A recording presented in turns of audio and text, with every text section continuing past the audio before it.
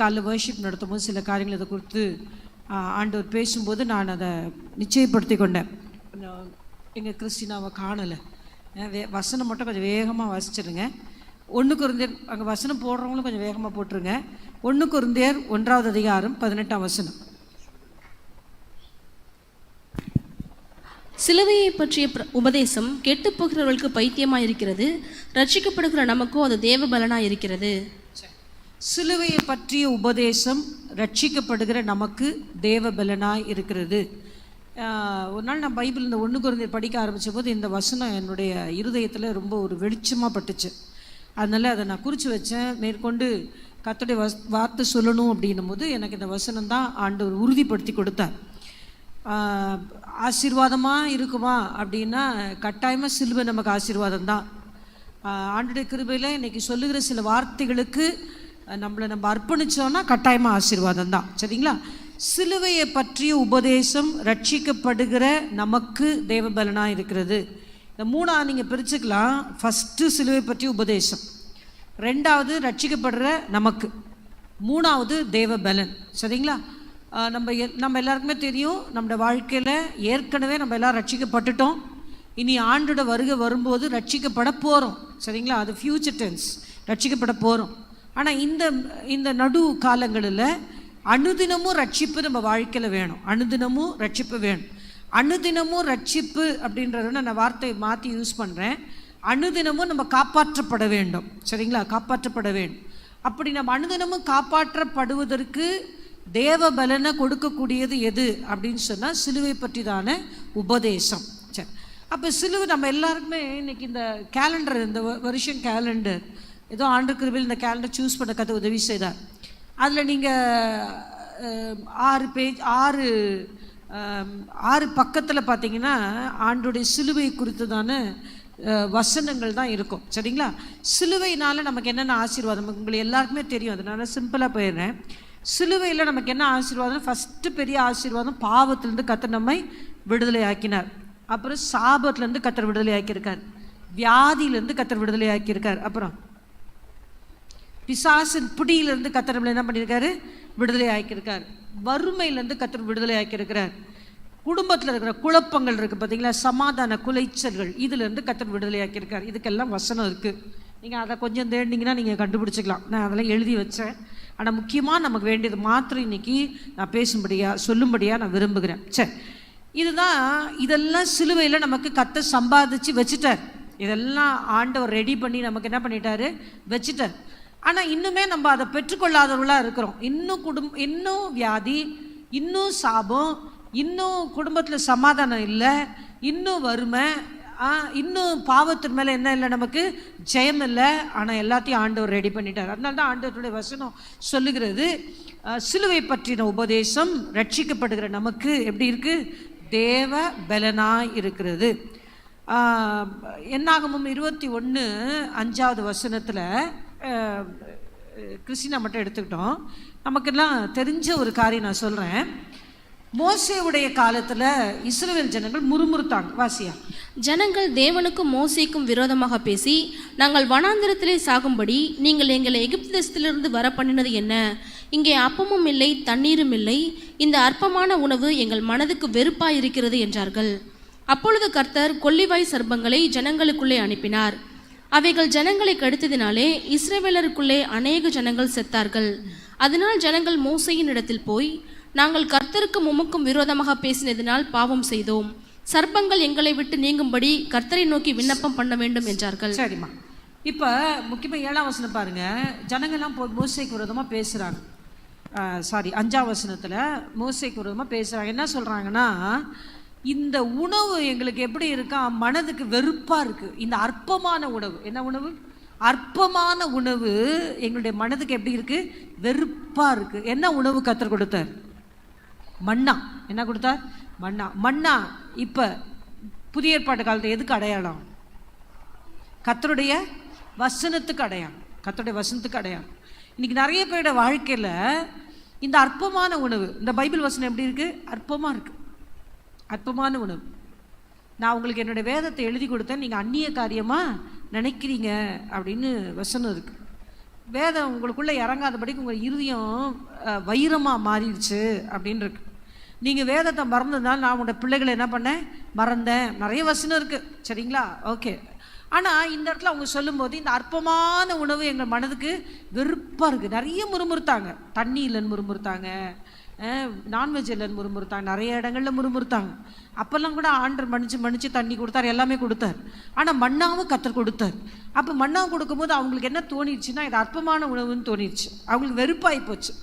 அதனால் ஆண்டவர் என்ன பண்ணார்னா கொள்ளிவாய் சர்ப்பங்களை அனுப்புனார். அப்போ யாரெல்லாம் அந்த மண்ணா அற்பமாக இருக்குன்னு சொன்னாங்களோ அவங்களெல்லாம் என்ன பண்ணுச்சு, அந்த கொள்ளிவாய் சர்ப்பம் கடிச்சுது. நிறைய பேர் செத்து போயிட்டாங்க. அப்போ ஆண்டவர் என்ன சொன்னார், மோசே ஆண்டவர் நோக்கி முறையிடும் போது ஆண்டவர் சொல்கிறாரு, நீ வெண்கலத்தில் ஒரு என்ன பண்ணு, அந்த சர்ப்பத்தை உண்டு பண்ணி ஒரு கோலில் கட்டி அதை என்ன பண்ணு, உயர்த்தி தூக்கி வச்சிரு. யாரெல்லாம் அந்த கொள்ளிவாய் சர்ப்பம் கடிக்குதோ, யாரெல்லாம் அதனால் பாதிக்கப்படுறாங்களோ அவங்க வந்து என்ன பண்ணணும், அந்த வெண்கல சர்ப்பத்தை என்ன பண்ணணும், நிமிர்ந்து பார்க்கணும். பார்த்தா என்ன பண்ணுவாங்க, பிழைச்சிப்பாங்க. அப்போ நம்ம மோசே அதே மாதிரி செஞ்சார். அந்த மாதிரி கடிக்கப்பட்டவங்கெல்லாம் வந்து அந்த சர்ப்பத்தை பார்த்து என்ன பண்ணாங்க, பிழைச்சிக்கிட்டாங்க. என்ன பழைய ஏற்பாட்டு காலத்தில் அப்படி இருக்குது. அப்போ இப்போ மட்டும் நீங்கள் விக்கிரகாரெல்லாம் பண்ணக்கூடாதுன்னு சொல்கிறீங்களே, அப்படிலாம் நீங்கள் பேசக்கூடாது, சரிங்களா? புதிய ஏற்பாட்டு காலத்தில் அதனுடைய அதெல்லாம் நிழல், புதிய ஏற்பாடு தான் நெஜம். அந்த நெஜம் என்ன அப்படின்னா கல்வாரி சிலுவையில் இயேசு தொங்குறது தான் அந்த சர்ப்பம் உயர்த்தப்பட்டதுக்கு காரணம். அப்போ இங்கே அதை நோக்கி பார்த்தவங்க பிழைச்சது போல் நம்ம காலத்தில் சிலுவையில் தொங்குற இயேசுவை நோக்கி பார்த்தா நம்ம என்ன பண்ணிக்கலாம், பிழைச்சிக்கலாம். எந்த சூழ்நிலை ஆனாலும் அந்த சிலுவையில் தொங்குற இயேசுவை நோக்கி பார்த்தா பிழைச்சிக்கலாம். அப்படின்னா அவர் நோக்கி பார்த்தா பிழைச்சிக்கலாம் அப்படின்றத விட அவர் சொன்ன வார்த்தைகளை நம்ம விசுவாசித்து அதை நம்ம அப்பியாசப்படுத்தினா பழச்சிக்கலாம். ஒரு அல்லேலூயா சொல்லுங்களேன். இன்றைக்கி ஏன் நம்ம வாழ்க்கையில் இயேசு சிலுவையில் ரத்தம் சிந்தி மறித்து நமக்கு இத்தனை ஆசீர்வாதங்களை வாங்கி கொடுத்தும் நம்ம வாழ்க்கையில் ஏன் இல்லைன்னா, அப்படிப்பட்ட ஒரு இப்போ நம்மளுக்கு வந்து தரித்திரம், நம்மளுக்கு கடனை விட்டுருவோண்ணே, நான் கடன் பக்கம் நான் போக விரும்பலை. ஒரு வியாதி இருக்குதுன்னு வச்சுக்கோங்களேன், ஒரு வியாதி வந்துச்சு. அப்போ அந்த வியாதியே நம்மளை விட்டு போக மாட்டேங்குது அப்படின்னு சொன்னால், அந்த சிலுவையில் ஆண்டவர் என்னுடைய வியாதிக்காக எப்படியெல்லாம் என்னெல்லாம் சம்பாரித்து வச்சிருக்கிறார். அவர் தழும்புள்ள கரத்தினால என்ன பண்ணியிருக்காரு, என்னுடைய வியாதியெல்லாம் கர்த்தர் நீக்கி இருக்கிறார். அவருடைய தழும்புகளால் குணமானீர்கள் அப்படின்னு சொல்லப்பட்டிருக்கிறது. அப்போ அந்த வசனத்து மேலே உங்களுக்கு என்ன வேணும், நம்பிக்கை வேணும். அப்படிப்பட்ட காயப்பட்ட கரம் என்ன தொடணும் ஆண்டவரேன்னு ஆண்டவர்கிட்ட என்ன பண்ணணும், ஜெபிக்கணும்.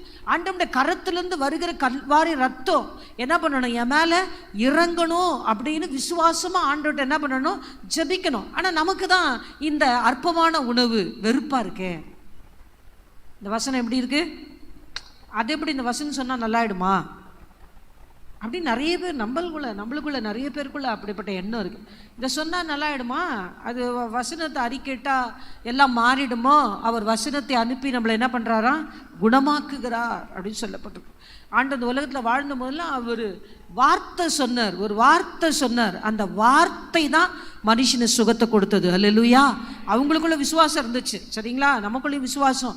என்ன விசுவாசம், இந்த வசனத்தை நான் அறிக்கை இட்டால் எனக்கு சுகம் உண்டாகும் அப்படின்ற ஒரு விசுவாசம் நமக்குள்ளே இருந்து கர்த்தர் சொல்கிற வார்த்தையை நீங்கள் திருப்பி திருப்பி திருப்பி திருப்பி அறிக்கை இட்டிங்கன்னா கட்டாயமாக நம்ம வாழ்க்கையில் மாற்றங்கள் நடக்கும். அல்லேலூயா. அப்படிப்பட்ட ஒரு பெரிய ஆசீர்வாதத்தை ஆண்டவர் சிலுவையில் நமக்கு என்ன பண்ணியிருக்காரு, அவர் ரெடி பண்ணி வச்சிருக்கிறார். இது இப்போ 1 பேதுரு 2ஆம் அதிகாரத்தை நம்ம எடுத்துக்கொள்வோம். 1 பேதுரு 2ஆம் அதிகாரம் 21-22 வாசி. இதற்காக நீங்கள் அழைக்கப்பட்டும் இருக்கிறீர்கள். ஏனெனில் கிறிஸ்துவும் உங்களுக்காக பாடுபட்டு நீங்கள் தம்முடைய அடிச்சுவடுகளை தொடர்ந்து வரும்படி உங்களுக்கு மாதிரியை பின்வைத்து போனார். நீங்கள் இதற்காக அழைக்கப்பட்டும் இருக்கிறீர்கள்.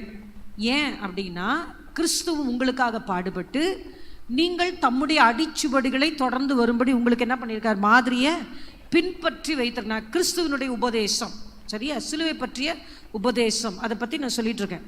இப்போ சிலுவை பற்றி உபதேசம், சிலுவை பற்றி சொல்லப்பட்ட வசனங்களை சொல்லி சொல்லி நம்ம ஜெயிக்கணும், சரிங்களா? ஜெயிக்கணும். பிசாசின் கிரியெல்லாம் ஈஸியாக ஜெயிக்கலாம். இப்போ ஆண்டவர், அந்த ஆண்டவர் என்ன சொல்கிறாருன்னா, கிறிஸ்துவும் உங்களுக்காக எனக்காக பாடுபட்டு நான் என்ன பண்ணணும்னா அவருடைய அடிச்சுவடுகளை என்ன பண்ணணும், தொடர்ந்து வரும்படிக்கு அவர் எனக்கு என்ன பண்ணியிருக்கார், மாதிரியை பின் வச்சுட்டு போயிருக்கார். அப்போ சிலுவையுடைய உபதேசம் என்னன்னா, அவர் வச்சுட்டு போன அந்த அடிச்சுவடிகளை நான் என்ன பண்ணணும், தொடரணும். அடுத்த வசனம் போடுங்களேன், 22 போடுங்க. அவர் பாவம் செய்யவும் இல்லை, அவருடைய வச்சிருக்கிறவங்களா இல்லை, இதை பார்த்து வாசிங்க பார்ப்போம். அவர் பாவம் செய்யவில்லை, அவருடைய வாயிலே வஞ்சனை காணப்படவும் இல்லை, அவர் வையப்படும் போது பதில் வையாமலும், பாடுபடும் போது பயமுறுத்தாமலும், நியாயமாய் தீர்ப்பு செய்கிறவருக்கு தம்மை அது அடுத்த வருஷத்துல நீங்க பாத்தீங்கன்னா பாவத்துக்கான விடுதலையும் வியாதிக்கான விடுதலையும் 24 வந்துடும். சரி, நீங்க வேணா எழுதி வச்சுக்கோங்க. சரி, அது வசனம் சொல்லப்பட்டிருக்கு, நியாயமாய் தீர்ப்பு செய்கிறவருக்கு தம்மை என்ன பண்ணாரு, ஒப்பு கொடுத்தார். இதுதான் அவருடைய அடிச்சுபடி. இந்த அடிச்சுபடியை நீங்களும் நானும் என்ன பண்ணணும், பின்பற்றணும். அவர் பாவம் செய்யல, அவர் வாயில வஞ்சனை என்ன பண்ணல, காணப்படலை. யாரா அவரை திட்டுமோ அவரை திருப்பி பதிலுக்கு என்ன பண்ணலை, திட்டலை. அதே போல் அவர் அவர் அடிக்கப்படும் போது மற்றவங்களை என்ன பண்ணலை, நான் யார் தெரியுமா அப்படின்லாம் அவர் ஒன்றுமே என்ன பண்ணலை. நான் இப்போ சொன்னேன்னா ஒரு 6 லேகியோனுக்கு அதிகமாக ஆண்டவர் தம்முடைய தூதர்களை அனுப்புவார் தெரியுமா அப்படிலாம் யாரையுமே பயமுறுத்தலை. சரியா, அதுதான் அவர் வச்சு போன அடிச்சுவடுகள். அந்த அடிச்சுவடுகளை நாம் ஃபாலோ பண்ணி போகணும். அப்படி ஃபாலோ பண்ணி போகும்போது சிலுவையில் ஆண்டவர் நமக்கு வாங்கி கொடுத்த எல்லா ஆசீர்வாதத்தையும் நம்ம சுதந்திரிக்க முடியும். இயேசு ஏன் சிலுவையில் அவர் தொங்கினார்னா, நான் ஆசீர்வாதமாக இருக்கிறதுக்காக அவர் சாபமானார். நீங்கள் நம்ம ஒவ்வொருத்தரும் ஆசீர்வாதமாக இருக்கணுன்றதுக்காக மட்டும்தான் அவர் சாபமானார். இப்போ இந்த உலகத்தில் நம்மளை சாபமாகவே வைக்கிறதுக்கு அவர் விரும்பலை, நம்மளை ஆசீர்வாதமாக வைக்க விரும்புகிறார். அதுக்கு அவர் நிறைய காரியங்களை செய்துட்டார். அப்போ என்ன சொல்கிறார் நம்மளை பார்த்து, நீங்கள் என்னுடைய அடிச்சுபடிகளை என்ன பண்ணணும், பின்பற்றி வரணும். இப்போ நம்ம எல்லாருமே லூக்கா 14ஆம் அதிகாரத்தை எடுத்துப்போம். லூக்கா 14ஆம் அதிகாரத்தில் 25ஆம் வசனம் சொல்லப்பட்டிருக்குது, அநேக ஜனங்கள் அவரோட கூட பிரயாணமாய் போகையில் அவர்களிடத்தில் அவர் திரும்பி பார்த்து, நிறைய பேர் போகிறாங்க இயேசுவோடு கூட. அப்போ அவங்கக்கிட்ட அவங்கள திரும்பி பின்னாடி எல்லாம் வராங்க, திரும்பி பார்க்குறாரு. இமேஜின் பண்ணி படிங்க. சொல்கிறாரு, யாதொருவன் என்னிடத்தில் வந்து தன் தகப்பனையும் தன் தாயையும் மனைவியையும் பிள்ளைகளையும் சகோதரிகளையும் தன் ஜீவனையும் வெறுக்காவிட்டால் எனக்கு சீஷனாய் இருக்க மாட்டான். தன் சிலுவை எடுத்துக்கொண்டு எனக்கு பின் செல்லாதவன் எனக்கு, அதாவது ஆண்டவருடைய அடிச்சுவடிகளை பின்பற்றுகிறவர்கள் சீஷர்கள். பாச சொன்னால 27 பேர் மொத்தம் எங்கே போயிடலாம், எனக்கு சொன்னாலே பயமாக இருக்கும். ஆண்டோட வருகையில் கைவிடப்பட்டு போகிறோன்ற வார்த்தையை யூஸ் பண்ணவே எனக்கு பயமாக இருக்கும். அதுக்கப்புறம் ஒன்றும் இல்லை, 2 நாள் கேஸ் புக் பண்ணால் என்ன ஆகலை, கேஸு புக் ஆக மாட்டேங்குது. ஒரு நாள் எல்லாரும் சொன்னாங்க, எல்லா பெட்ரோல் பங்க்லையும் பயங்கர ரஷ்ஷு, எல்லாம் பெட்ரோல் போட்டு போகிறாங்க. சொல்கிறாங்க, பக்கத்து வீட்டில் கொஞ்சம் டெஸ்ட் பண்ணி பாருங்கள், நிறைய பெட்ரோல் வாங்கி சேர்த்து வச்சுருக்காங்களா, டீசல் வாங்கி சேர்த்து வச்சுருக்காங்களா பாருங்கள். அந்த ஒரு நாள் உங்கள் மனசில் எப்படி இருந்துச்சு? அதனால தான் ஆண்டு சொல்கிறார், விழித்திருங்கன்னு சொல்லியிருக்காரு. விழித்திருந்து என்ன பண்ணணும், கூண்டுக்குள்ளேயே உட்காந்துருக்கக்கூடாது, வெளியில் கொஞ்சம் என்ன நடக்குதுன்னு பார்க்கணும். எப்படி தெரிஞ்சவங்களுக்கு சொல்கிறேன், தெரியாதவங்க நிறைய பேர் இருப்பீங்க போல். மனசு படப்படப்படன்னு அடிச்சுக்கல, இந்த நிலைமை தொடர்ந்தா என்ன ஆகும்னு தோணலை. பெட்ரோல் டீசல் இல்லாமல் போனால் ஒரு வண்டியும் ஓடாது, லாரியெல்லாம் வராது, காய்கறி விலைலாம் எங்கேயோ போயிடும், அரிசி கிடைக்காது. ஏற்கனவே இவர் பேர் என்ன, வருகை குறித்து சொல்லுவார், எம்டி ஜெகன் சொல்லிகிட்டே இருக்கார், இந்த வருஷத்தில் பெரிய ஒரு பஞ்சம் வரும். நம்மளெல்லாம் விட்டுருங்க, நம்மளாம் பெரியவங்க கூட சாப்பிடாமல் இருந்து வாழ்ந்துருவோம், ஏதோ தண்ணி கிணியை குடிச்சிட்டு ஏதாவது ஒன்றத்தை பண்ணி வாழுவோம். குழந்தைங்கள்லாம் என்ன பண்ணும், சின்ன பிள்ளைங்க என்ன பண்ணும், எப்படி வாழும்? கொஞ்சம் யோசிச்சு பாருங்களேன். நமக்கு ஒரு சீரியஸ்னஸ் வரணும். அசால்ட்டாக ஆண்டருடைய வாழ்க்கையை நம்ம போகக்கூடாது. சரிங்களா? சரி, நான் எனக்கு டைம் கொஞ்சம், நான் முடிச்சிடுறேன். ஓகே. அப்போ இந்த இடத்துல சீஷர்களாக இருக்கிறவங்க தான் ஆண்டருடைய அடிச்சுவடிகளை பின்பற்றி போகணும். ஆனால் சபையில் இருக்கிற எல்லாருமே சீஷர்களாக மாறணும்னு கர்த்தர் என்ன பண்ணுறாரு, விரும்புகிறார். சீஷரா மாறி இருக்கிறவங்களுக்கு தான் எங்கே உண்டு? பரலோகத்தில் இடம் உண்டு. இது ரொம்ப அடிப்படை. ஆனால் நம்ம இது தெரியாமலே ஞானஸ்நானம் எடுத்து ரொம்ப வருஷமாக என்ன பண்ணிட்டோம்? மாறிட்டோம், ஆயிட்டோம். இன்னைக்காவது நம்ம இந்த சில காரியங்களை நம்ம அறிஞ்சுக்கொண்டு நம்ம வாழ்க்கையில், நம்முடைய சிந்தையில், நம்மளுடைய எண்ணங்களில் ஒரு மாற்றம் உண்டாகும்படியே கர்த்தர் நம்ம இடத்துல எதிர்பார்க்கிறார்.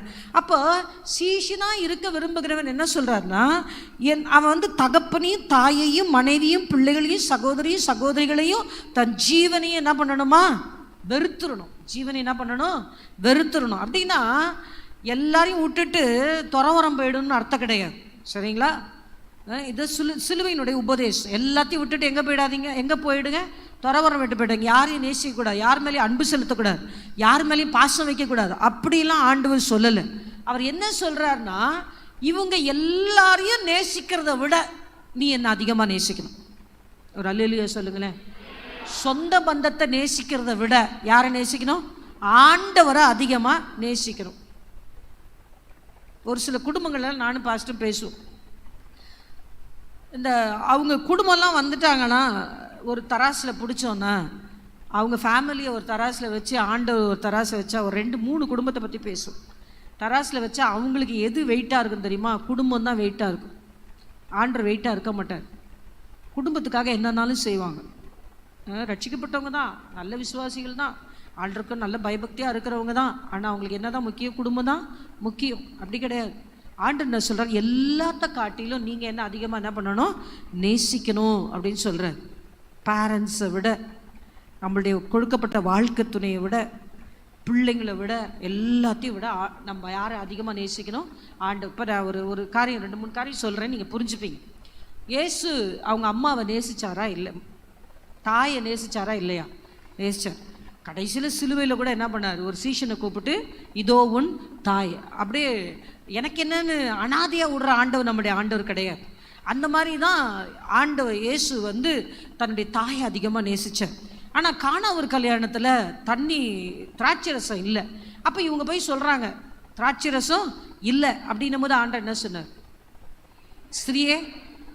ஸ்திரீயே உனக்கும் எனக்கும் என்ன? என் வேலை இன்னும் வரவில்லை. எப்படி சொன்ன? ஸ்திரீயே உனக்கும் எனக்கு என்ன? என் வேலை இன்னும் வரவில்லை. அப்படின்னா என் வேலை இன்னும் வரவில்லை அப்படின்னா பிதா அற்புதம் செய்யும்படியாக கொடுக்கப்பட்ட நேரம் வரல. அதனால் அம்மா சொல்கிறாங்கன்றதுனால என்ன பண்ண மாட்டேன்? செய்ய மாட்டேன். எனக்கு யார் தான் முக்கியம்? யார் முக்கியம்? பிதா தான் முக்கியம். இதுதான் ஆண்டவர் சொல்கிறாரு. இந்த சொந்த பந்தத்தெல்லாம் நீ வெறுக்கலைன்னா எனக்கு என்ன வெறுக்க மாட்டேன்? சீஷனா? நீங்களே யோசிச்சு பார்த்துக்கங்களேன். ஞாயிற்றுக்கிழமை கல்யாணத்துக்கு சர்ச்சை விட்டுட்டு ஓடி போகிறோம், காதுகுத்துக்கு ஓடி போகிறோம். எப்படி சீஷனாக இருக்க முடியும்? எப்படி பரலோகத்துக்கு வந்து சேர முடியும்? ஸ்தோத்திரம். அதே போல் அவருக்கு பிரதர்ஸாக ஒரு சிலர்லாம் இருந்தாங்க. அவங்களையும் நேசிச்சார். அவங்களும் ரட்சிக்கப்பட்டாங்க.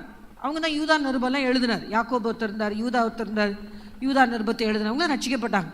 அப்போ அவங்கள பற்றி அவர் சொல்லும் போது பெரிய கூட்டத்தில் பேசிகிட்டு இருக்காரு.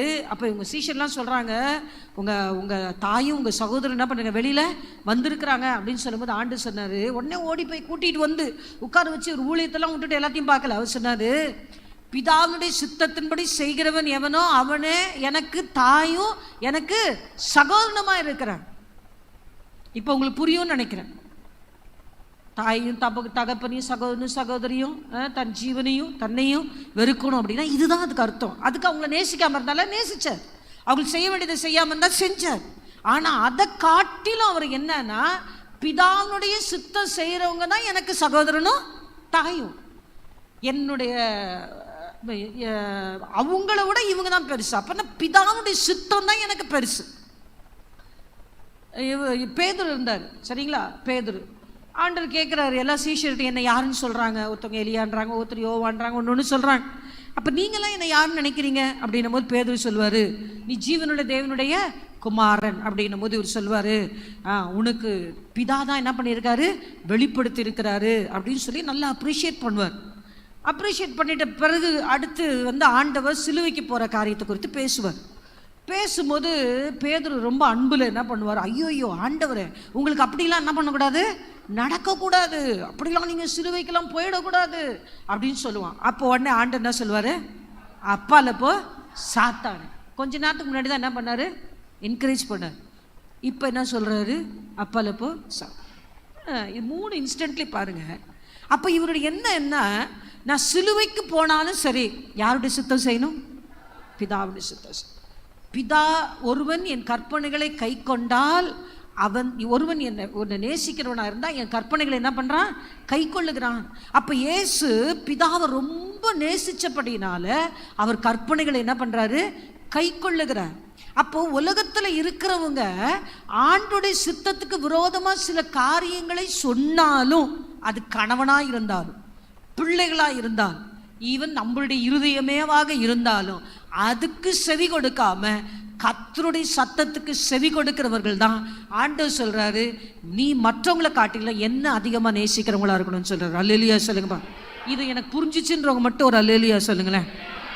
சார் ஆனால் அதுக்கப்புறமா பேதுருவை போய் ஆண்டவர் சந்திச்சு இந்த கல்லின் மேலே என் சபையை கட்டுவேன்னு சொல்லி அந்த சர்ச்சுக்கு சபையினுடைய பொறுப்பை யார்கிட்ட கொடுத்தார்? ஆண்டவர் பேதுருட்ட கொடுத்து அவனை நல்லா நடத்தி வந்தார். பேதுரு அதிகமாக கர்த்தர் என்ன பண்ணார்? நேசிச்சார். சரிங்களா? நேசிச்சார். யாராக இருந்தாலும் சரி நேசிக்கணும். ஆனால் அவங்க நம்மளை பிதாவினுடைய இயேசு கிறிஸ்துவுடைய சித்தத்துக்கு விரோதமாக நம்மளை நடத்துகிறாங்க அப்படின்னா அது முக்கியமா சொந்தம் முக்கியமா அப்படின்னா எதுதான் முக்கியம்? ஆண்டோடைய சித்தம், அவருக்கு விருப்பமானது செய்யறது தான் எனக்கு முக்கியம். நீங்கள் எல்லாம் முக்கியம். இன்றைக்கி நிறைய பேர் ஞானஸ்தானம் எடுக்கலையானா எங்கள் வீட்டில் விட மாட்டுறாங்க. அதனால் நான் என்ன பண்ணுறதில்ல. அப்போ உனக்கு அம்மா அப்பா முக்கியமா, அம்மா அப்பா முக்கியமா, ஒய்ஃப் முக்கியமா, ஹஸ்பண்ட் முக்கியமா, இயேசு கிறிஸ்து முக்கியமா? நீங்கள் முடிவு எடுத்துக்கணும். அப்போ நம்ம யாரும் கிடையாது, சீஷர் கிடையாது. சிலுவையினுடைய உபதேசம் நம்ம கெட்டு போகிறவங்களுக்கு எப்படி இருக்குது? பைத்தியமாக இருக்குது. அப்போ ஹஸ்பண்ட் கீழ்ப்படையக்கூடாதா? கேள்வி அடுத்து வரும். கீழ்ப்படையக்கூடாதா? பைபிள் நமக்கு நல்லா தெரிஞ்சிருக்கணும். பிள்ளைகளே, கர்த்தருக்குள் உங்கள் பெற்றோருக்கு என்ன பண்ணுங்க? கீழ்ப்படிங்க. அதே தான் நான் இங்கேயும் சொல்லுவேன். மனைவிமார்களே, கர்த்தருக்குள் உங்கள் கணவருக்கு கீழ்ப்படியுங்கள். அதுக்கு மிஞ்சி ஞானஸ்தானம் எடுத்துகிட்டு எக்ஸாம்பிள் நான் சொல்கிறேன், இது நான் இதுக்காக சொல்கிறேன்னு நினைக்காதீங்க. ஞானஸ்தானம் எடுத்துகிட்டு போனால் யாருக்கு தெரிய போகுது? வீட்டுக்கு போனால் யார் தெரியும்? எனக்கு நிறைய பிள்ளைங்க தெரியும். வாலிப வயசில் அந்த பிள்ளைங்களாம் ரொம்ப ஸ்ட்ராங்காக இருந்தாங்க.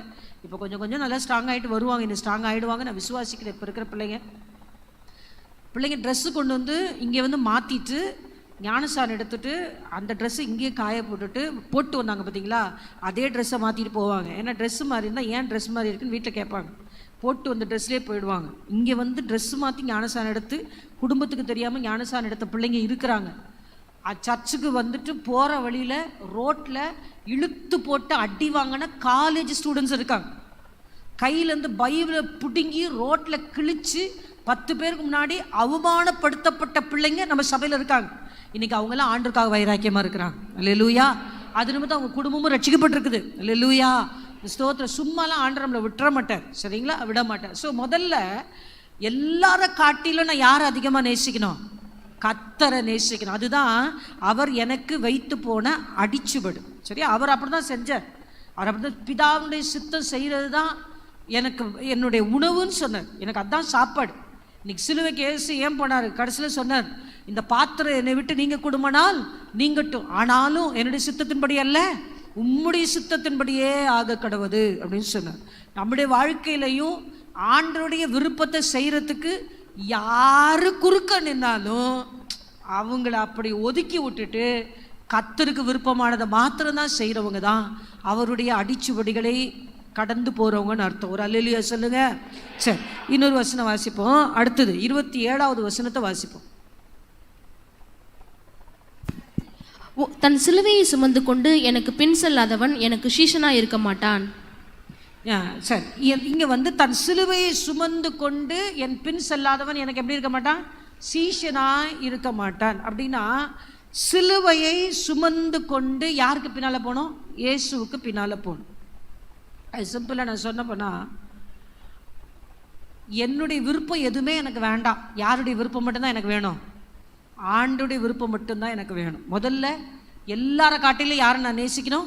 கர்த்தரை நேசிக்கணும். ரெண்டாவது, எனக்கு என்னுடைய விருப்பம், இப்போ மற்றவங்கள வச்சுக்கிட்டோம், இப்போ நான் வச்சுக்கிட்டு எனக்கு என் விருப்பம் வேணாம். யாருடைய விருப்பம் வேணும்?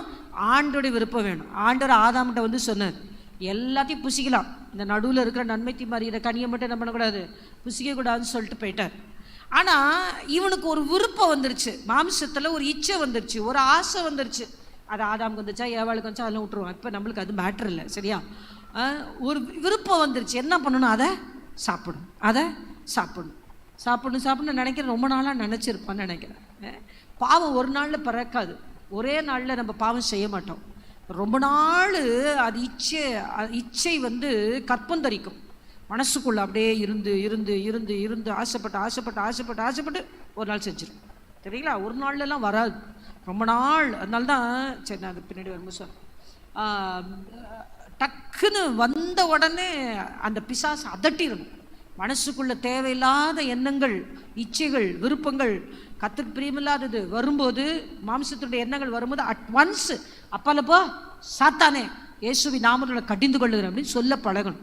சரி, இங்கே அப்போ நம்மளுடைய விருப்பம் இல்லாதபடிக்கு யாருடைய விருப்பம் செய்யணும்? ஆண்டருடைய. இது ரொம்ப கொஞ்சம் கஷ்டம்தான், ஆனால் ப்ராக்டிஸ்குள்ளே நம்ம கொண்டு வரணும். இதுதான் கிறிஸ்தவ வாழ்க்கை, சரிங்களா? இதுதான் கிறிஸ்தவ வாழ்க்கை, இதுதான் சீஷர்களாய் மாறுகிறதான வாழ்க்கை. அப்போ ஆதாம்குள்ளே அப்படிப்பட்ட இன்பம் இருந்துச்சு, ஏக்கம் இருந்துச்சு, அந்த பழத்தை எப்படியாவது சாப்பிட்ணுன்னு ஒரு நல்ல சான்ஸ் கிடச்சிது. ஒய்ஃப் கொண்டு வந்து கொடுத்தோன்னு கேள்வி கூட கேட்காம என்ன பண்ணிட்டாரு? சாப்பிட்டுட்டார்.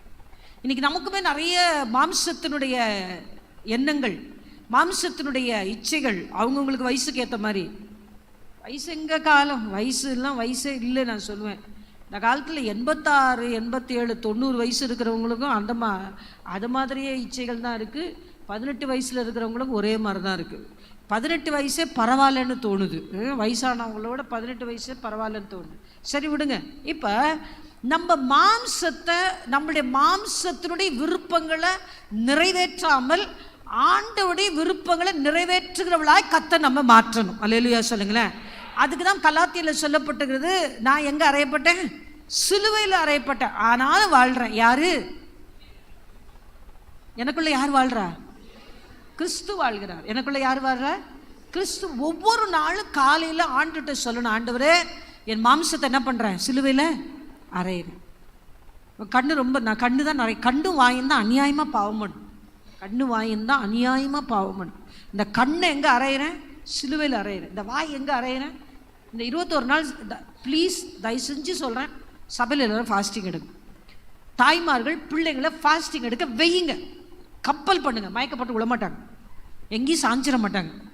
கத்தர் பார்த்துப்பேன், காலில் நல்லா ஸ்ட்ராங்காக ஏதோ பூஸ்ட் ஏதாவது போட்டு கொடுத்து அனுப்புங்க. சிறு பிள்ளைகளை உபவாசம் எடுக்க வெய்யுங்க. ஒரு சில சர்ச்சஸில் எவ்வளோ ஸ்ட்ரிக்டாக இருக்காங்க தெரியுமா?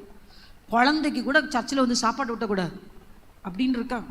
ஏன் 2 மணி நேரம் பிள்ளை சாப்பிட்லன்னா என்ன, 2 மணி நேரம் பிள்ளைங்களுக்கு ஸ்நாக்ஸ் கொடுக்கலன்னா என்ன அப்படின்னு கேட்டு நடத்துகிற சபை நிறைய இருக்குது. இந்த காலத்தில் அப்படிலாம் நடத்தினா என்ன நினைப்பேன்? நம்ம சபை அப்படிலாம் மாறணும்னு நான் நினைப்பேன். வைராக்கியமுள்ள சபையாக இருக்கணும். ஜீவனே போனாலும் இங்கே வந்து சாகணும், உடம்பு சரியில்லைன்னு வீட்டில் கிடந்தாலும் எங்கே வந்து சாகணும்?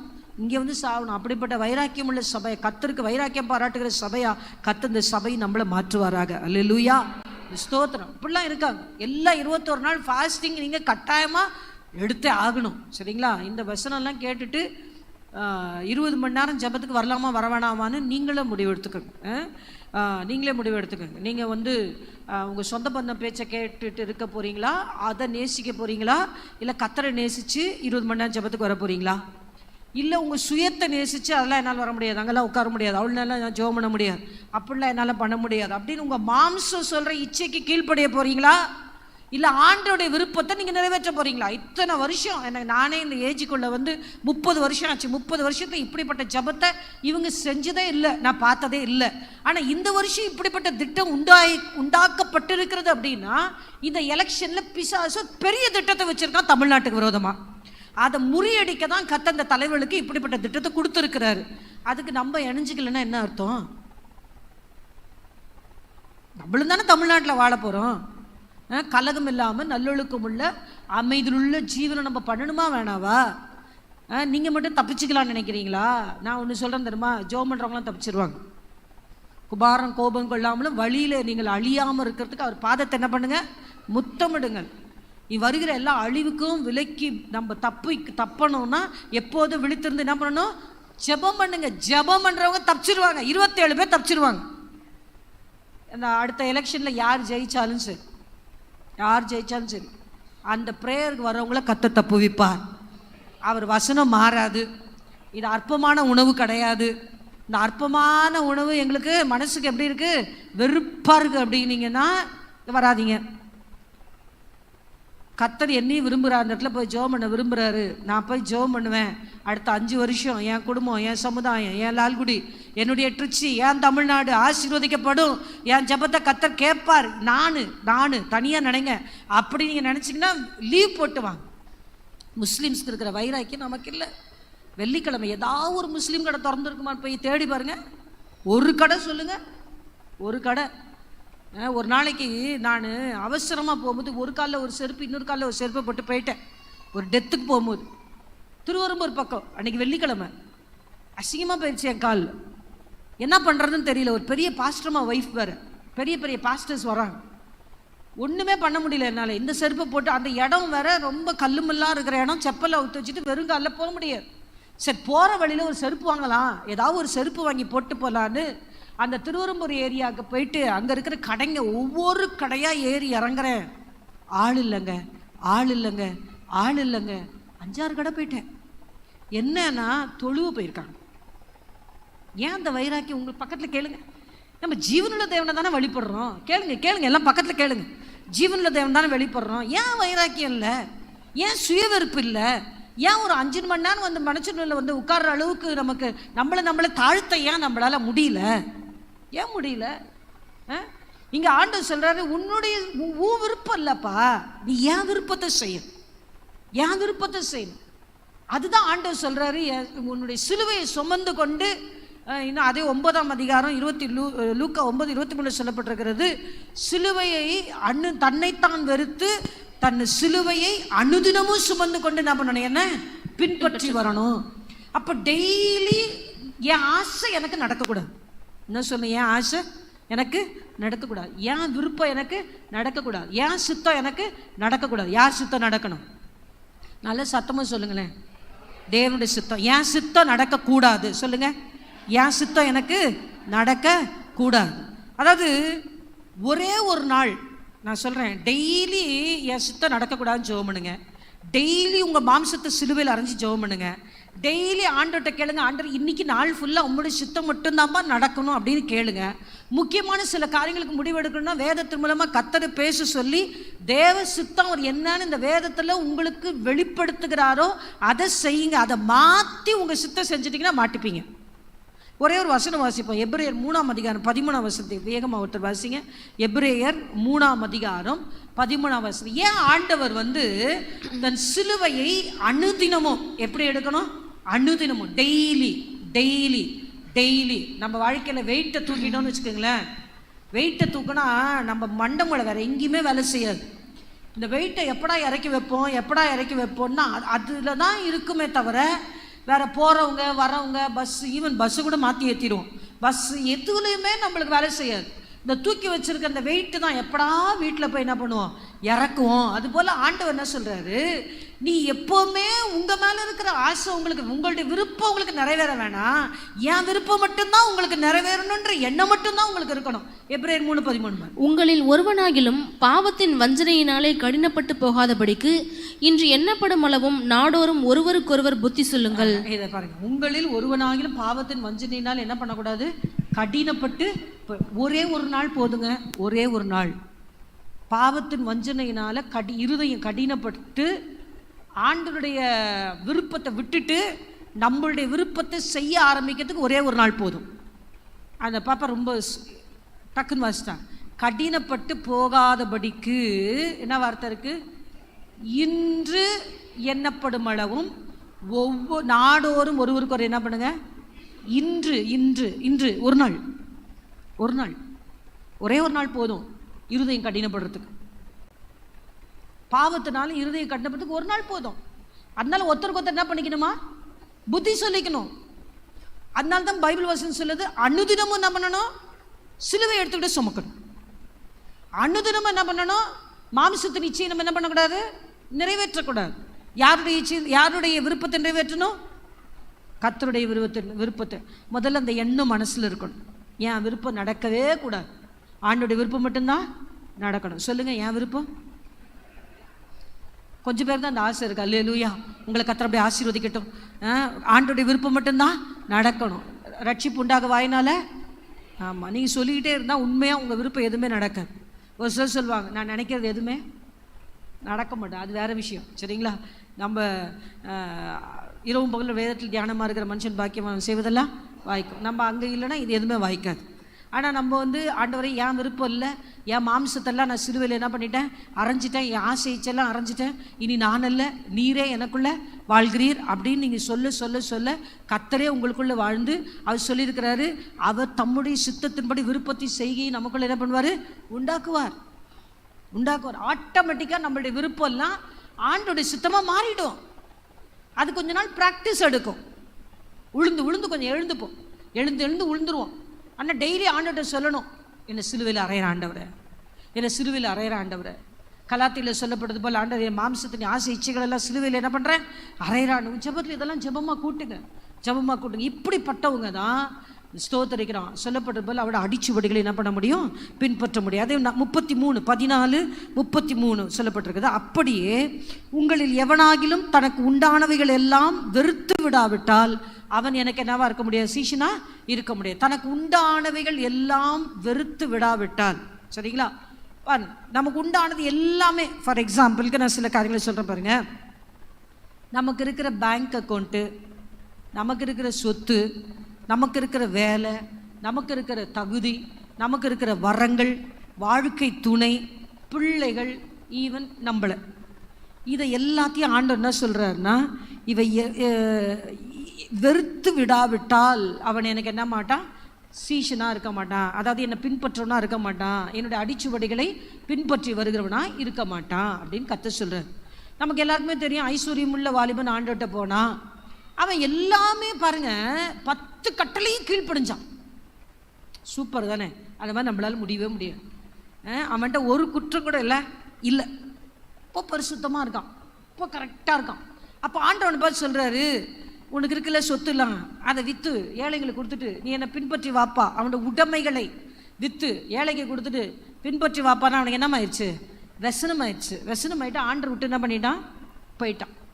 அவனுக்கு அவன் ஆண்டுகிட்ட வரும்போது கேட்டான், நான் நித்திய ஜீவனை சுதந்திரத்துக் கொள்வதற்கு நான் என்ன செய். இப்போ அவனுக்கு நித்திய ஜீவன் என்ன பண்ணிடுச்சு, போயிடுச்சு. நித்திய ஜீவன் இல்லை. நம்ம எவ்வளோதான் நம்ம பரிசுத்தமாக வாழணும், அது உண்மை, பரிசுத்தமாக வாழணும். எவ்வளோ பரிசுத்தமாய் வாழ்ந்தாலும் ஆண்டவர் என்ன சொல்கிறேன், உங்களுடைய உடைமைகளை என்ன பண்ணணும், வெறுத்துணும்னா அந்த அந்த அவனுக்கு சொன்ன மாதிரி எல்லாத்தையும் விற்றுட்டு வந்துரு அப்படிலாம் கிடையாது. ஒரு காரியத்தை நல்லா வச்சுக்கோங்க, நம்ம உடைமைகளை விட்டுட்டு உக்ரானக்காரன் தமிழ், பைபிள் தமிழ் நமக்கு தெரியாது. உக்ரானக்காரர்கள் அப்படின்னா நம்மகிட்ட ஆண்டவர் கொடுத்துருக்கிறார்ல பேங்க் பேலன்ஸு, சொத்து, கணவன் மனைவி பிள்ளைகள். நமக்கு நிறைய சொத்து இல்லை, நம்மளுக்கு நிறைய பேருக்கு சொத்து இல்லை, அதனால அதெல்லாம் விட்டுறேன். அதெல்லாம் நமக்கு இருக்கிறது எல்லா உடைமைகள், வேலைகள், தகுதிகள், வரங்கள், தாளந்துகள், ஆவிக்குரிய பிரகாரமாக இருக்கலாம், உலக பிரகாரமாக இருக்கலாம், எதுவுனாலும் இருக்கலாம். எல்லாமே கர்த்தர் நமக்கு கொடுத்த ஆசீர்வாதம். சரிங்களா? அது ஆசீர்வாதம்.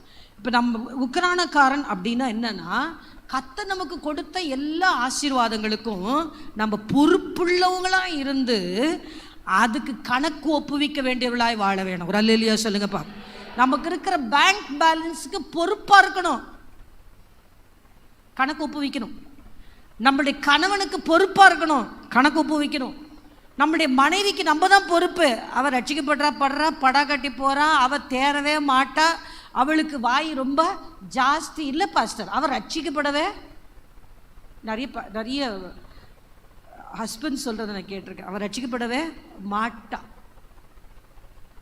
நீங்கள் தான் பொறுப்பு, நீங்கள் தான் கணக்கு கொடுக்கணும். என் பிள்ளை ரட்சிக்கப்படவே படாது, நீங்கள் தான் பொறுப்பு. அது எவ்வளோ ஒழுங்கினமான பிள்ளையாக இருந்தாலும் சரி, அதுக்கு கணக்கு ஒப்புவிக்கணும். நமக்கு இருக்கிற எல்லா உடைமைகளுக்கும் வீடாக இருக்கலாம், சொத்தாக இருக்கலாம், பணமாக இருக்கலாம், காராக இருக்கலாம், பைக்காக இருக்கலாம், தாளந்துகளாக இருக்கலாம், என்னெல்லாம் கர்த்தர் உங்களுக்கு கொடுத்துருக்கா, சின்னதோ பெருசோ எல்லாத்துக்கும் பொறுப்பு நம்ம தான். ஆனால் கணக்கு நம்ம என்ன பண்ணணும், ஒப்புவிக்க வேண்டும் என்ற எண்ணத்தோடு வாழணும். அதுதான் உடைமைகளை வெறுக்கிற. இப்போ நான் உங்களுக்கு சொல்கிறேன் கேளுங்க. ஆபிரகாமுக்கு பிள்ளையே இல்லை, 75 வயசில் ஆண்டவர் சொன்னார், நான் உனக்கு ஒரு பிள்ளை தருவேன்னு சொன்னார். இல்லை. அப்புறம் 99 வயசில் வந்து சொன்னார், நான் உனக்கு ஒரு பிள்ளை தருவேன் அப்படின்னாரு. அப்பையும் பிள்ளைய காணோம். அதுக்கப்புறம் பிள்ளை என்ன பண்ணிடுச்சு, பிறந்துருச்சு. அவன் ஒரு வாலிப வயசு ஆகும்போது ஆண்டு சொன்னார், உன் பிள்ளை என்ன பண்ண கொண்டு வந்து பலியிடு அப்படின்னு சொன்னார். அவன் எவ்வளோ ஆசையாக இருந்திருப்பான். ஆபிரகாம் பெரிய சீமான், பெரிய பணக்காரன். அவ்வளோ நாள் அவ்வளோ பெரிய பணக்காரன், உடைமைகள் ஜாஸ்தி இருந்துச்சு. இப்போ பிள்ளை பிறந்தவர் போட அந்த உடைமையெல்லாம் விட ஆபிரகாமுக்கு எது பெருசு? பிள்ளை பெருசு. இப்போ ஒரு நாள் ஆண்டு சொல்கிறா, நீ வந்து பிள்ளைய பலியா செலுத்து. இவரும் பிள்ளையை கூப்பிட்டு போயிட்டார். ஆண்டோட வார்த்தை கீழ்ப்படிஞ்சு கொண்டு போயிட்டாரு. கத்தியை வாங்கிட்டாரு. சத்தம் வருது, இப்போ நீ கத்தருக்கு பயப்படுறன்னு நான் அறிஞ்சிருக்கிறேன், உன் பிள்ளை என்ன பண்ணாத, கத்தியை உன் மேலே போடாத அப்படின்னு சொல்லிட்டாரு. ஒரு ஆட்டை காமிச்சாரு. ஆட்டை கொண்டு வந்து என்ன பண்ணிட்டாங்க, பலியிட்டாங்க. பிள்ளைய என்ன பண்ணிட்டாரு, கூப்பிட்டு போயிட்டாரு. அதுக்கப்புறம் பிள்ளை எங்கே இருக்குது? வீட்டில் இருக்குது. டெய்லி பிள்ளைய பார்க்குறாரு, எல்லாம் செய்கிறாரு. அவருடைய சொத்து எது? ஈசாக்கு. இப்போ அந்த பலிபீடத்துக்கு போயிட்டு அந்த பிள்ளை வந்த பிற்பாடு ஆபிரகாமுடைய எண்ணம் எல்லாம் என்னன்னா, ஈசாக்கு என் பிள்ளை தான், ஆனால் யாருடையது? கர்த்தருடையது. யாருடையது? கர்த்தருடையது. உங்கள் பேங்க் பேலன்ஸ் யாருடையது? உங்கள் ஹஸ்பண்ட் யாருடையது? உங்களுடைய தாளந்துகள் யாருடையது? கர்த்தருடைய. பிள்ளைகள் யாருடையது? கர்த்தருடையது. இந்த எண்ணம் நமக்குள்ள இருக்கும், இந்த எண்ணம். அதனால்தான் பழைய ஏற்பாட்டு காலத்தில் என்ன சொல்லுவாங்கன்னா, ரொம்ப பெஸ்ட் மேன், பெஸ்ட்டு ஆள் யாருன்னா ஈசாக்கு. ரொம்ப பொறுமை, எதுக்கும் சண்டைக்கு எடுத்து போக மாட்டார். ஒரே ஒரு அம்மாவை கல்யாணம் பண்ணவர் அந்த ஈசாக்கு மட்டும்தான். சரிங்களா? பழைய ஏற்பாடு ஆதியாகமத்தில் இருக்கு பார்த்தீங்களா, ஒரே ஒருத்தர் கல்யாணம் பண்ணி வாழ்ந்தவர் அவர் தான். எல்லாத்துக்கும் விட்டு கொடுத்து வாழ்ந்தவராக அவர் இருந்தார். அப்படிப்பட்ட ஒரு ஆசீர்வாதத்தை கர்த்தர் கொடுத்தார். அவருடைய இருதயத்தில் ஈசாக்கை பார்க்கும் போதெல்லாம் இது கர்த்தருடையது, இந்த பையன் கர்த்தருடையவன், இந்த பையன் கர்த்தருடையவன், இந்த பையனை கர்த்தர் தந்தார். எனக்கு வந்து பொறுப்பு இருக்குது, இந்த பிள்ளையை வளர்க்க வேண்டிய பொறுப்பு இருக்குது, அந்த பிள்ளையை கவனிக்க வேண்டிய பொறுப்பு இருக்குது, இந்த பிள்ளையை குறித்து கணக்கு ஒப்புவிக்க வேண்டிய பொறுப்பு எனக்கு இருக்குது. ஆனால் அந்த பிள்ளை என்னுடையதில்லை. இதுதான் கர்த்தர் நம்ம இடத்துல எதிர்பார்க்குறேன். எத்தனை பேருக்கு புரியுது, எத்தனை பேருக்கு புரியலன்னு எனக்கு தரல. ஆனால் ஆண்டவர் என்கிட்ட 2-3 தடவை இந்த திட்டமாக பேசி தான் வார்த்தை அப்படின்னு சொல்லி எனக்கு கொடுத்துட்டார். 4 பேருக்கு புரிஞ்சாலும் சரி, 5 பேருக்கு புரிஞ்சாலும் சரி, 4 பேர் 5 பேர் சீஷர்களாக மாறினாலும் சரி, நம்முடைய இருதயத்தில் கர்த்தர் மாற்றத்தை கொடுத்தாலும் சரி. ஓகே. அதே மாதிரி மோசேவை பார்த்தீங்கன்னா, மோசே வந்து ஒரு எகிப்தியனை கொலை பண்ணிட்டார், ஓடி போயிட்டார். இந்த ஹிஸ்ட்ரிலாம் தெரிஞ்சாலும் சரி, தெரிலனாலும் சரி, போயிட்டு கல்யாணம் பண்ணிட்டார். மாமனார் வீட்டில் 40 வருஷம் இருக்கிறார். ஒரு நாள் ஆடு மேய்ச்சிட்டு போகும்போது ஒரு இடத்துல ஒரு முள்ளு செடி என்ன பண்ணுது, பற்றி எரியுது. அப்படி எரிஞ்சிட்டு இருக்கும்போது ஆண்டவர் அவன்கிட்ட பேசி, நீ இப்போ இஸ்ரவேல் ஜனங்களை என்ன பண்ணணும், எனக்காக அவங்கள அழைச்சிட்டு வரணும் அப்படின்னு சொல்கிறார். அது இல்லை ஆண்டவர், என்னால் முடியாது, இவர் தர்க்கம் பண்ணுறார். கடைசியில் ஆண்டவர் சொல்ல, உன் கையில் என்ன இருக்குது? என்ன இருந்துச்சு? கோல். அந்த கோல் என்ன பண்ணு, கீழே போடு. கீழே போட்டால் என்ன மாறிடுச்சு? சர்ப்பமாக மாறி போச்சு. இப்போ அது வாழை பிடிச்சி தூக்கு அப்படின்றார். அவர் போய் வாழை பிடிச்சி தூக்குறாரு. என்னவாயிடுச்சு? கோலா. இப்போ ஆண்டவர் சொல்கிறார், இந்த கோலை எடுத்துக்கிட்டு நீ போ, கோலை எடுத்துக்கிட்டு நீ போ அப்படின்னா, அதில் அந்த கோல் மூலமாக கர்த்தர் செய்கிற சில அற்புதங்கள் எல்லாம் கர்த்தர் சொல்லி கொடுக்குறார். சொல்லி கொடுத்து இதை எடுத்துகிட்டு போ அப்படின்னோடனே அவர் எல்லாம் வசனம் எழுதி வச்சேன், டைம் இல்லை நமக்கு, அதனால் வசனம்லாம் வேணாம், ஸ்டோரி மட்டும் போதும். அவர் போய் என்ன பண்ணார், அவங்க ஒய்ஃப் பிள்ளைங்களெல்லாம் ஏற்றிக்கிட்டு கையில் அந்த கோல் அதிலிருந்து அது கீழே போட்டு சர்ப்பமாக மாறி அது வாழை பிடிச்சி தூக்கின பிற்பாடு அது கர்த்தருடைய கோலாய் மாறிற்று. ஒரு அல்லேலூயா சொல்லுங்களேன். அது வரைக்கும் யாருது? மோசேது. இப்போ யாருடையது? கர்த்தருடையது. இப்போ உங்களுக்கு புரியுதா? உடைமைகள் எல்லாம் வெறுக்கணும் அப்படின்னா என்ன? தூக்கி கொடுத்துடணும். ஐஸ்வர்யவான் மாதிரி எல்லாத்தையும் விற்றுட்டு கர்த்தர் வர சொல்லுவார், எல்லாத்தையும் விட்டுட்டு வர சொல்லுவார், எதுவுமே வேணாலும் எல்லாத்தையும் இழந்துட்டு சன்னியாசி மாதிரி வர சொல்லுவார். அப்படிலாம் நினைக்காதீங்க. கொடுத்ததே அவர் தானே, அப்படிலாம் அவர் செய்ய சொல்ல மாட்டார். ஆனால் நம்மளுடைய இருதயம் அது மேலே இருக்கக்கூடாது. அல்லேலூயா சொல்லுங்களேன். பாஸ்டர் சொன்ன மாதிரி ஆண்டவர் வராரு அப்படின்னு சொன்னால் ஐயோன்னு சொல்லக்கூடாது, வாங்கப்பான்னு ஓடிக்கணும். இன்றைக்கி நிறைய பேரோட வார்த்தையில், லேடிஸுடைய வாயில் வருது, ஏசப்பா சீக்கிரம் வந்துருங்களேன், சீக்கிரம் வந்துருங்களேன், நிறைய பேர் சொல்கிறத நான் பார்க்க முடியுது. ஏன்னா ரொம்ப பிரச்சனைகளுக்குள்ளே போகிறாங்க, தாங்க முடியல. அதனால இயேசுவே சீக்கிரமாக வாரும் அப்படின்னு சொல்கிற மாதிரி சூழ்நிலைக்குள்ளே நம்ம தள்ளப்படுறோம். இப்போ பாருங்கள், நான் தான் உங்களுக்கு என்ன சொல்கிறேன்னா, அந்த கோலை வச்சு 30 லட்சம் ஜனங்களை 40 வருஷம் எங்கே நடத்தினார். அவர் வனாந்திரத்தை நடத்திக்கிட்டு போனார். ஆபிரகாமுக்கு ஈசாக்கை கொடுத்து ஈசாக்குடைய சந்ததியாக கர்த்தர் உலகம் ஃபுல்லாக பரவி ஒரு பெரிய ஆசீர்வாதத்தை ஆபிரகாமுடைய சந்ததிக்கு கர்த்தர் என்ன பண்ணார், கொடுத்தார். அதுபோல் நமக்கு கொடுக்கப்பட்ட எந்த ஆசீர்வாதமாக இருந்தாலும், ஈவன் இன்க்ளூடிங் நம்ம குடும்பத்தில் இருக்கிற உறுப்பினர்களாக இருந்தாலும், அதுக்கு நம்ம ஒன்றும் பெரிய ஆள் கிடையாது. கர்த்தர் உங்களை எண்ணி பொறுப்பாக வச்சு அவங்கள கண்காணியாக பார்த்து அவங்கள எப்படியாகிலும் பரலோகத்துக்கு கொண்டு வந்து சேர்க்க வேண்டிய உக்கரானத்துவத்தை நம்மளோட கரத்தில் கொடுத்துருக்கிறாரு. அவங்க கீழ்ப்படியாமல் போனாலும் அவங்க வழி விலகி போனாலும் நம்மக்கிட்ட வந்து இருக்கிற காசு நமக்கு பத்தாமல் போனாலும் அப்புறம் நமக்கு இருக்கிற தாளந்துகள் ரொம்ப கொஞ்சமாக இருந்தாலும் அதை வச்சு என்னால் ஒன்றுமே செய்ய முடியலன்னு சில நேரங்களில் அப்படிப்பட்ட முறுமுறுப்புகள் கூட நம்மளோட இருதயத்தில் வந்தாலும் ஆண்டவர் நமக்கு சொல்கிற காரியம் என்னென்னா, எல்லாத்தையும் கொண்டு வந்து என் பலிபீடத்தில் வச்சிரு. பலிபீடத்தில் கொண்டு வந்து வச்சிருங்க. எப்படி ஆபிரகாம் ஈசாக்கை கொண்டு போய் பலிபீடத்தில் வச்ச பிறகு ஈசாக்கை பார்க்கும் போதெல்லாம் ஈசாக்கு என்னுடையவன் அல்ல கர்த்தருடையவன். அல்லேலூயா. அது வரைக்கும் யாம் பிள்ளை யாம் பிள்ளை யாம் பிள்ளை யாம் பிள்ளைன்னு கொஞ்சினவர் இதுக்கப்புறம் கர்த்தருடைய பிள்ளை கர்த்தருடைய பிள்ளை கர்த்தருடைய பிள்ளைன்னு போயிட்டான் ஈசா. அதே போல் மோசே கையில் ஒரு இருந்த அந்த கொம்பு கர்த்தருடைய சமூகத்தில் போட்டோன்னே அது கர்த்தருடைய கோலா மாறிடுச்சு. அதுபோல் உங்களுடைய பலிபீடத்தில் கொண்டு போய் உங்களுடைய பேங்க் பேலன்ஸில் பேங்க் புக்கு கொண்டு போய் ஆண்டோடைய சமூகத்தில் வச்சு ஜெபம் பண்ணுங்க. லிட்ரலாக செய்யுங்க. பேங்க் புக்கு கொண்டு போய் இல்லை ஏடிஎம் கார்டை கொண்டு போய் இல்லை என்ன ஒரு கார்டு அதை கொண்டு போய் ஜோம் பண்ணும்போது உங்கள்கிட்ட கையில் காசு இல்லை, ரொம்ப கம்மியாக இருக்குது, தேவைன்னா போய் ஜோம் பண்ணும்போது கர்த்தருடைய சமூகத்தில் ஆண்டவர் பலிபீடத்தில் என்ன பண்ணிட்டேன் வச்சுட்டு நீங்கள் எனக்கு ஆசீர்வதிச்சு தாங்க. கேளுங்க.